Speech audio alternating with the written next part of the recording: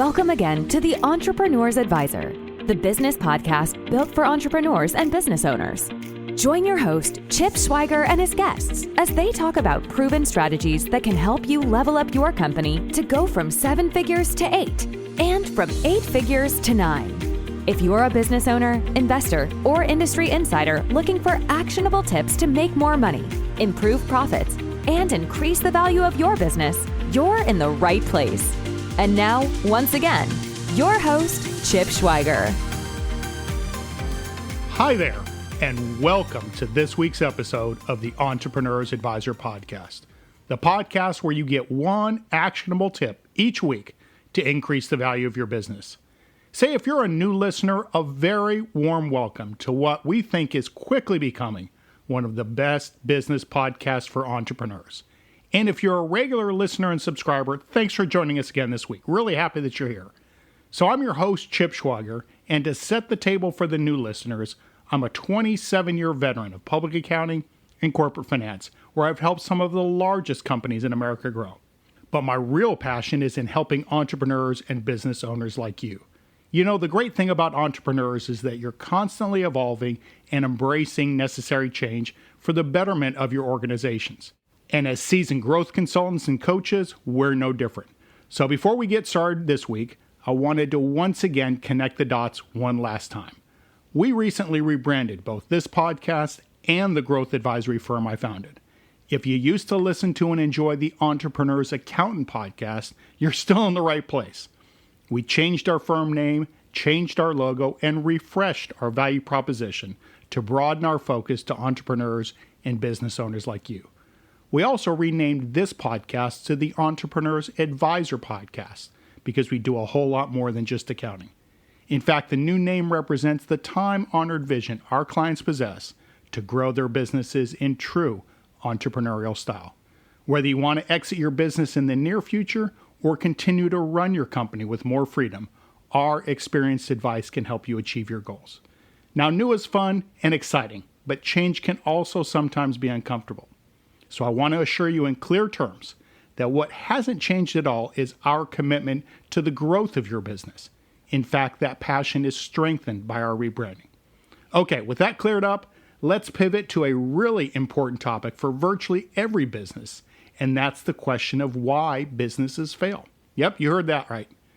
In this week's episode, we're going to talk about the 3 most common reasons why a business will fail and how to fix each of them. Now, there's a lot of reasons businesses fail. Some of them are due to poor management, not being in a definable niche, or just plain dumb luck. And while these circumstances are frustrating, a lot of times they're unavoidable.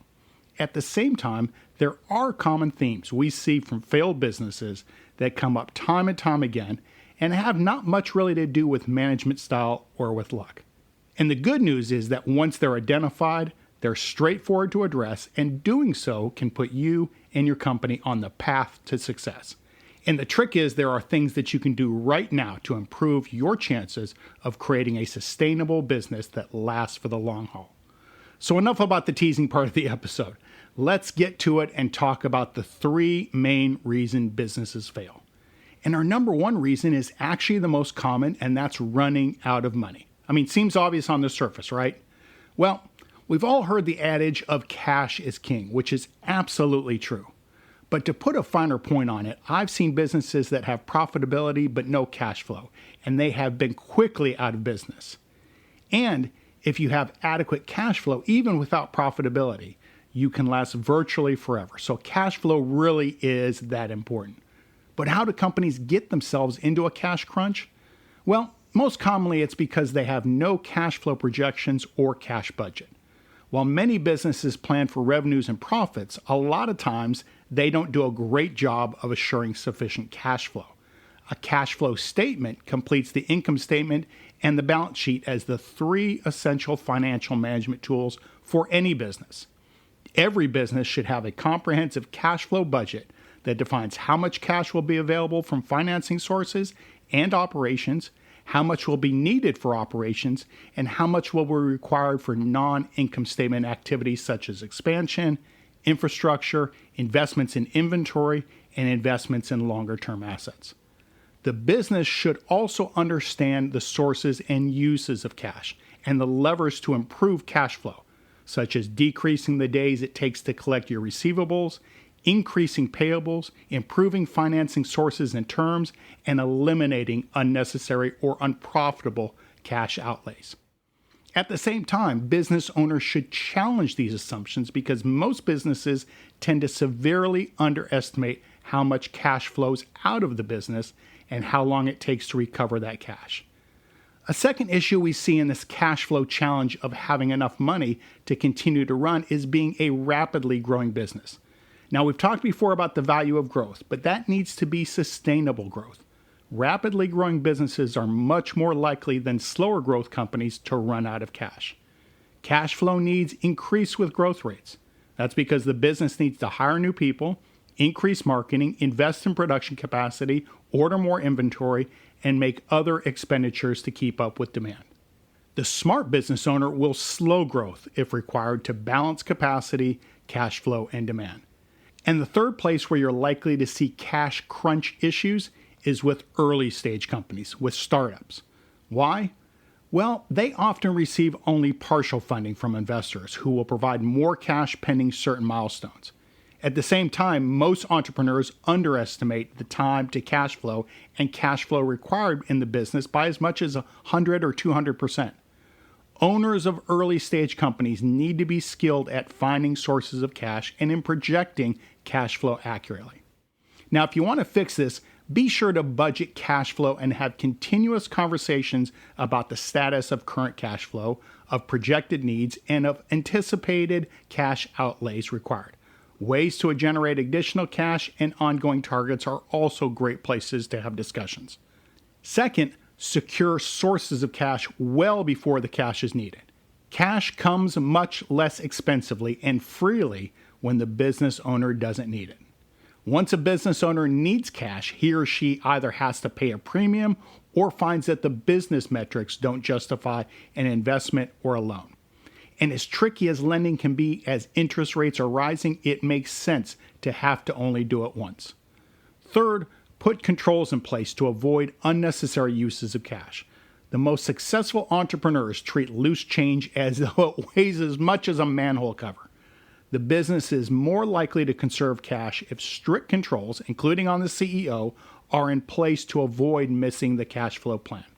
For instance, have a clear agreement that expenditures over a certain limit must be discussed by the board or the entire leadership team.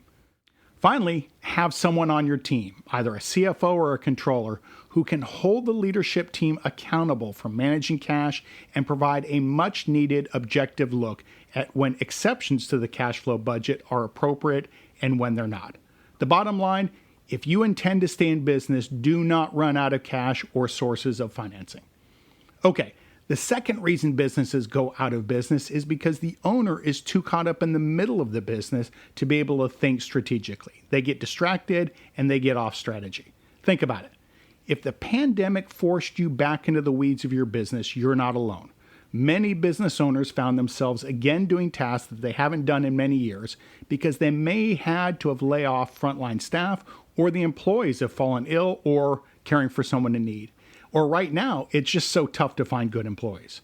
But being back in the middle of your business is neither healthy for you nor good for your business long term.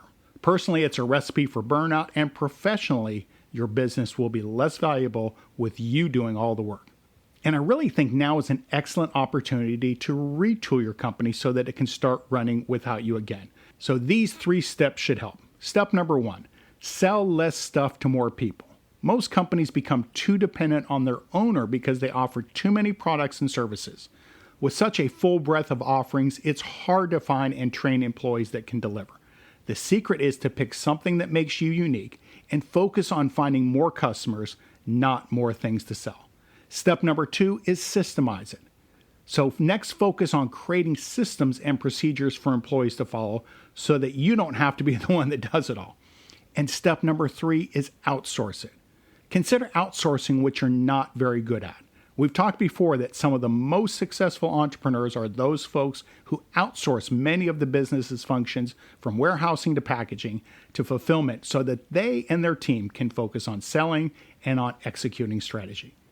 It's natural for a leader to step in during a crisis, but it's not sustainable for the long term. Pull yourself out of the doing and you'll build a valuable company for the long term that's a lot less stressful to run along the way.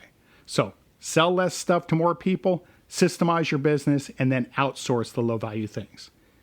And finally, the third common reason businesses fail is not adjusting to market demands. And look, anytime we talk about market demands, we've got to look at Blockbuster, which is a reminder I'm not even sure if they're still in business, but was a former provider of movies and video game rental services. Now, at its peak, Blockbuster employed 84,000 people worldwide and had over 9,000 outlets. Their quantity and variety of titles meant that they were head and shoulders above most other rental stores. But the rise of Netflix and on-demand streaming meant that Blockbuster's business model needed to change. But unfortunately, it didn't. Blockbuster didn't change with the times by adapting a trend which would ultimately prove to be its downfall. And MySpace is another example of what happens when a company fails to adjust to market trends. Now, personally, I was never a massive fan of MySpace, but I can see why people were. MySpace was the largest social networking site in the world between 2004 and 2009, surpassing Google in 2006 as the most visited website in America.